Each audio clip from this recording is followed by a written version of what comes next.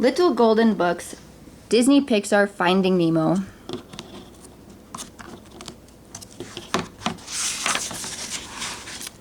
Now, most of you who are reading this book probably live above the sea, but others live under the sea. Nemo and his father, Marlin, lived underwater. They were clownfish.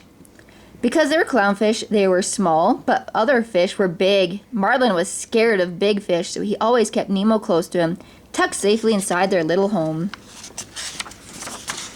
But today was Nemo's first day of school. He was very excited. On the way there, he saw a spotted fish and a striped fish. He saw an angry fish and happy fish. Mr. Ray, the science teacher, took Nemo's class on a field trip.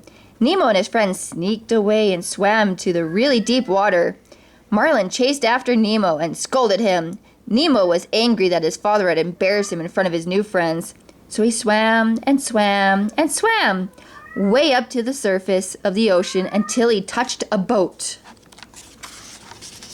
Then Nemo got caught. "Daddy!" cried Nemo. "Nemo!" cried Marlin. Nemo was taken away in the boat. Marlin tried to save his son, but the boat sped away so fast it soon disappeared. Nemo was gone, but Marlin would not give up. The only thing on his mind now was finding Nemo. He looked for help. Marlin swam into all sorts of fish. They pushed him and shoved him. They bumped into him. Soon Marlin was knocked aside. One friendly fish named Dory swam down to see if Marlin was okay. She was a little bit silly and she couldn't remember very much, but she was happy to help Marlin. Together, Dory and Marlin met a shark. Marlin was scared, but Dory thought it was nice of the shark to invite them to a party. The party was for sharks who tried not to eat fish. Luckily, they did not eat Marlin and Dory. Marlin kept searching for Nemo. He and Dory found a scuba mask that belonged to the diver who had taken Nemo. They swam down into a very deep, dark place to get it. Then they saw a light. The light was attached to a mean anglerfish, but it helped Dory read the address written on the mask. Then the two friends swam away before the anglerfish could eat them. Now Marlin knew where to find Nemo. 42 Walibu Way, Sydney. Dory was so excited that she repeated the address over and over again. 42 Walibu Way, Sydney. Next, Marlin and Dory met some moonfish. The moonfish made funny shapes. They pointed towards 42 Walibu Way, Sydney. Some friendly turtles gave Marlin and Dory a ride.